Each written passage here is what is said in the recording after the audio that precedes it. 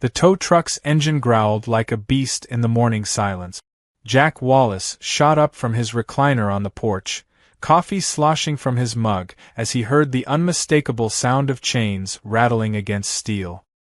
His eyes locked onto the sight that would trigger a war. Some punk in a reflective vest was hooking his military jeep up to a tow truck. His military jeep, the same vehicle that had rolled through deserts, climbed mountains, and carried wounded soldiers out of hellholes.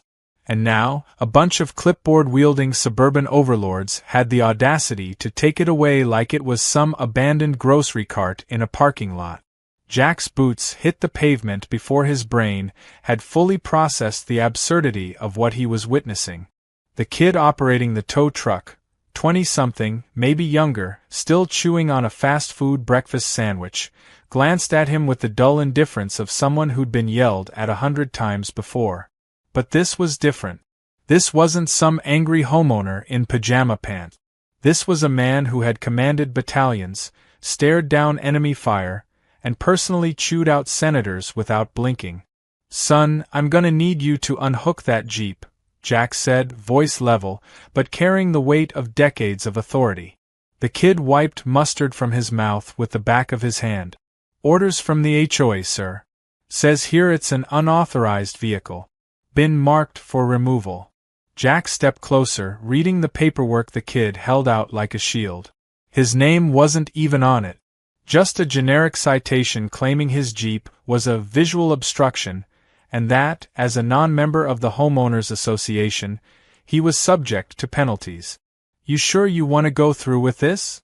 Jack asked, his tone shifting just slightly. The kid hesitated. "Look, sir, I just do what they tell me. If you got a problem, take it up with the HOA." Jack didn't say a word. He didn't need to. His expression alone made the tow truck driver reconsider his entire career path. But orders were orders, and with a final glance at Jack, the kid shrugged, climbed into the truck, and drove off, hauling Jack's Jeep away like some defeated trophy. Jack stood there for a long moment, hands on his hips, staring at the empty patch of driveway where his Jeep had been. He took a slow breath. Then he exhaled just as slowly. He wasn't mad. Not yet. This wasn't anger. This was something far more dangerous. This was the calm before the storm. An hour later, he was standing in front of Richard Alberts, the self-important president of the HOA, a man who had never served a day in uniform but carried himself with the smugness of a 4-star general of the neighborhood.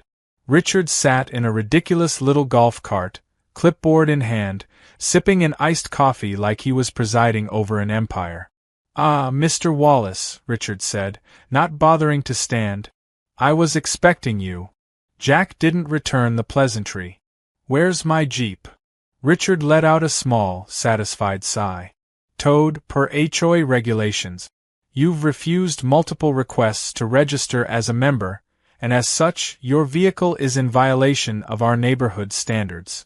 Jack studied him, the way Richard's fingers twitched slightly when he sipped his drink, the way his eyes darted toward the housewives walking by, like he was performing for an audience. This was a man who thrived on control. Jack had dealt with his type before. The kind of guy who built his identity on rules he never had to enforce himself. "You want me to pay you to live in my own house?" Jack said, deadpan. "It's not about money," Richard replied with a tight smile that suggested it was entirely about money. "It's about maintaining standards." Jack chuckled, but there was no humor in it. "Standards, huh? Let me tell you about standards, Richard. I've seen men dig trenches in monsoon rains. I've watched medics hold together wounds with their bare hands because they had no supplies. I've seen soldiers fight for every inch of ground, not because they wanted to, but because they had to. And you're telling me my Jeep, is a threat to the standards of this cul-de-sac monarchy of yours?" Richard's smile twitched. "That's a very moving speech, Mr. Wallace. But the fact remains." "The fact remains," Jack interrupted, stepping closer, "that you took my property without so much as a warning. And that means you and I have a problem." Richard finally shifted in his seat, as if realizing for the first time that Jack was not just another homeowner to push around. He cleared his throat and straightened his clipboard. "You're welcome to appeal the decision at the next HOA meeting." Jack stared at him. A long, heavy silence stretched between them. "Fine," Jack finally said. "I'll appeal." Richard blinked, momentarily caught off guard by the sudden compliance. "Well, good. That's how things should be done around here. Through proper channels." Jack nodded, then smiled, and that was the moment Richard should have realized he had made a mistake. That night, Jack sat on his porch with a beer, watching the neighborhood. People had been talking, whispering. Some gave him sympathetic nods. Others pretended not to see him at all. That was fine. He wasn't interested in sympathy. He was interested in result. He pulled out his phone and made a call. "Shadow," he said when the voice on the other end picked up. "Jack," the voice replied. "Been a while. You finally need my services?" Jack's smile widened. "I need some intel. HOA leadership. Financials. Emails. Anything that smells like corruption." A pause. Then a low chuckle. "You really don't do small fights, do you?" "Never have, never will," Jack said, taking another sip of beer. "Let's see what Richard Alberts is really hiding." The game had begun. Jack arrived at the impound lot just as the sun was beginning to set, casting long shadows over rows of confiscated vehicles. The place smelled of grease and desperation, the kind of place where people came to beg for their cars back, only to be met with blank stares and sky-high fees. He had been in worse places. War zones. Enemy territory. Congressional hearings. This was just another battlefield. A teenager sat behind the counter, slumped in his chair, scrolling through his phone. He barely looked up when Jack approached. "Towing receipts?" the kid muttered. Jack placed his hands on the counter. "I'm here for my Jeep." The kid yawned and finally looked at him. "Got a citation number?" Jack handed over the crumpled paper the tow truck driver had left him. The kid typed lazily into his computer, his gums smacking loudly. After a few seconds, he nodded toward the back lot. "Yeah, it's here. Gonna be a $200 release fee." Jack didn't flinch. "I'm not paying." The kid sighed, clearly used to this kind of pushback. "Look, man, I don't make the rules. If you got a problem, take it up with the HOA." Jack leaned in just slightly, his voice calm but firm. "Listen carefully, son. That Jeep has been through more battles than your entire family tree. It's carried wounded men through enemy fire, outrun mortar strikes, and survived places the news won't even report on. And you're telling me some neighborhood pencil pusher gets to decide whether I can have it back?" The kid swallowed. Look, I just..." Before he could finish, a heavy voice rumbled from behind the gate. "Jack Wallace." Jack turned, his face breaking into a grin. A stocky man in oil-stained coveralls stepped out from the garage, wiping his hands on a rag. The man had a scar running down his left cheek and the unmistakable presence of someone who had seen real action. "Murphy," Jack said. "Didn't think I'd see you again outside a war zone," Murphy chuckled, stepping forward and shaking Jack's hand with a grip like a vice. "Heard about what happened?" "HOA nonsense." Jack nodded. "They took my Jeep." Murphy snorted, shaking his head. "Unbelievable. Civilians get a little bit of power, and suddenly they think they're running a dictatorship." Jack tilted his head toward the lot. "Any chance you can help me out here?" Murphy grinned. "For you? No charge." The kid at the desk stammered. "Wait, but..." Murphy waved him off. "Relax, kid. This man has done more for this country than your entire HOA put together. If you got a problem, tell your boss I said so." The kid shut his mouth. 10 minutes later, Jack was behind the wheel of his Jeep, the engine purring like a beast finally set free. He gripped the steering wheel, rolling his shoulders as he took in the familiar feel of it. The battle wasn't over. It was just getting started. By the time he got home, the wheels in his mind were already turning. He parked the Jeep conspicuously on his driveway, making sure it was visible from every angle. If the HOA wanted to challenge him again, they'd have to do it to his face. Inside, he poured himself a glass of whiskey and settled into his chair. He dialed a number he hadn't called in years. "Shadow," the voice on the other end answered. "Need a favor," Jack said. There was a brief pause before Shadow chuckled. "Must be serious if you're calling me." Jack exhaled. "I need everything on the HOA leadership. Financials, emails, any dirt you can find. Give me an hour." Jack hung up and sipped his drink, watching the street through his window. He had been in enough battles to know when an enemy was getting overconfident. The HOA thought they had won by towing his Jeep. They had no idea who they were dealing with. His phone buzzed exactly an hour later. "Jack," Shadow's voice came through. "You're gonna love this." Jack smirked. "What do you got?" "Your HOA president? Richard Alberts? He's been funneling neighborhood fees into a personal account. Charging extra for beautification projects that never happen. Overbilling residents for repairs that don't exist. The guy's a walking scandal." Jack's smirk widened. "Send me everything. Already in your inbox." Jack opened his laptop and scrolled through the files Shadow had sent. Bank statements, emails, a full breakdown of how Richard had been lining his pockets while pretending to be some law-abiding leader of the community. Jack leaned back in his chair, considering his next move. He could go straight to the residence, expose Richard in front of everyone. But that would be too easy. No, this required something more tactical. The next morning, Jack went to work. He made a few more calls. He reached out to a few contacts, local veterans, retired law enforcement officers, people who had no patience for bureaucratic crooks. He didn't need an army. He just needed the right people in the right places. By the time the next HOA meeting rolled around, Jack was ready. The community center was packed, tension hanging in the air as Richard Alberts stood at the front, his usual smug expression barely concealing the unease in his eyes. He had heard the rumors. He knew something was coming. Jack waited until the meeting was in full swing before standing up. "I have a question," he said, his voice cutting through the room like a blade. Richard sighed.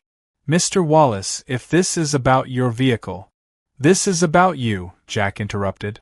"Specifically, how you've been using HOA funds for personal gain." A murmur spread through the crowd. Richard scoffed.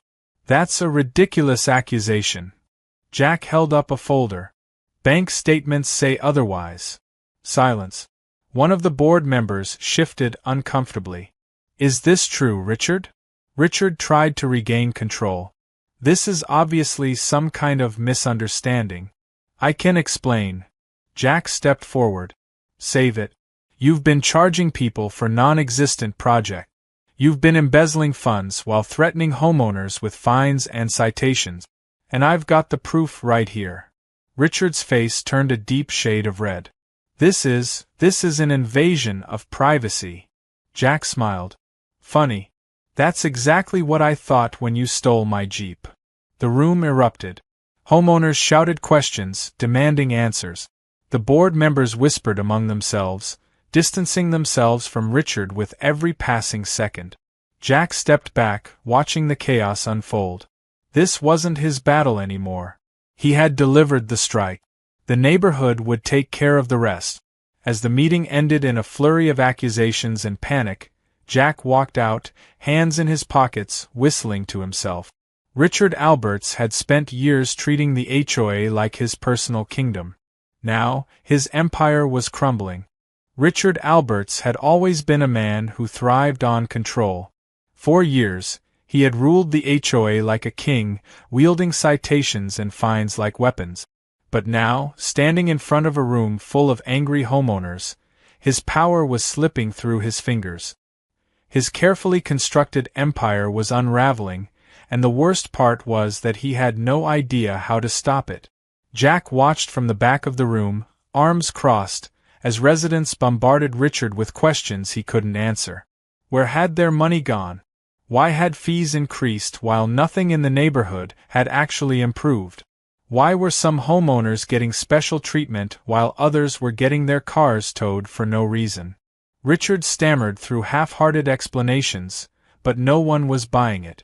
The board members were shifting uncomfortably in their seats, realizing that their names were tied to this sinking ship.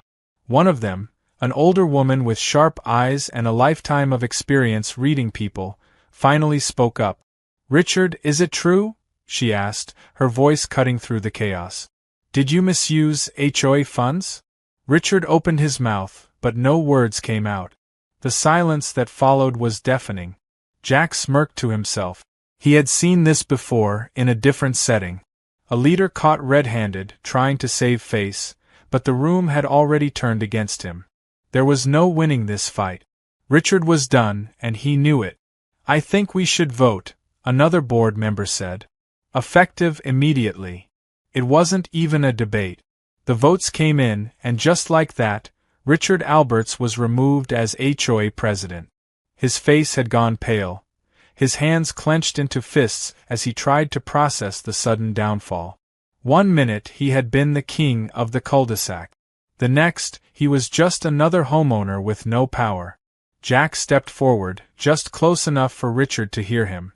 "Looks like you've been overthrown." Richard turned sharply, eyes filled with rage. "You think you've won?" Jack shrugged. "I think justice won." Richard scoffed, shaking his head. "You have no idea what you've done." Jack leaned in slightly. "Oh, I know exactly what I've done. I made sure people like you don't get to push people like me around." Richard had no comeback. He stormed out of the meeting, his face red with anger and embarrassment. The moment the door slammed behind him, the tension in the room released all at once. Homeowners started talking to each other, some relieved, some still shocked at how quickly everything had unraveled. Jack didn't stick around to hear the aftermath. His job was done. By the time he made it back home, he could already feel the weight lifting off his shoulders. He parked his Jeep in the driveway, standing there for a moment just to admire it. The whole mess had started because of this vehicle, and now it sat exactly where it belonged. Jack wasn't even inside for 10 minutes before his doorbell rang.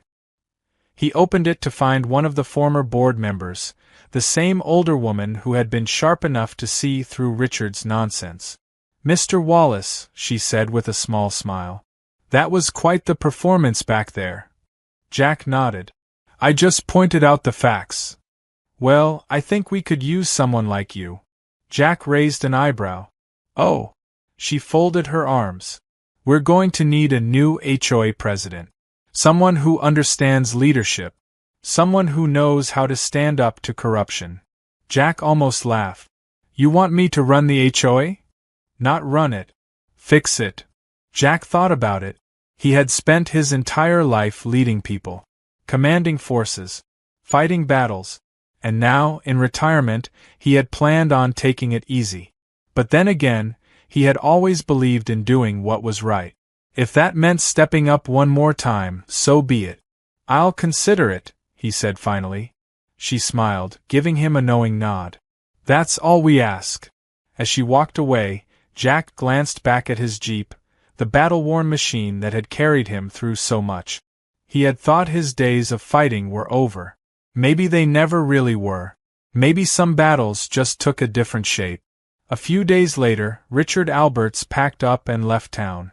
No one knew exactly where he went, and no one really cared. His house went up for sale. The neighborhood began to change, just little things at first. People actually started talking to each other, working together instead of living under the threat of fines and penalties. Jack sat on his porch one evening, sipping a beer, watching the sunset over the neighborhood he had unexpectedly helped save. He had faced down corrupt officials, hostile forces, and impossible odds before. But taking down an HOA? That had been one for the books. As he leaned back, stretching his legs, he heard a familiar voice from the street. "You gonna run things differently, General?" Jack looked up to see Murphy standing there, arms crossed, grinning. Jack raised his bottle in a mock toast. "I figure I'll take it one battle at a time." Murphy chuckled. Well, if you need reinforcements, you know where to find me. Jack nodded. He had always known that war never really ended. The battlefield just changed. And for now, at least, this was one fight he had won. He took another sip of his beer and let out a slow breath. Peace at last. At least until the next idiot tried something stupid.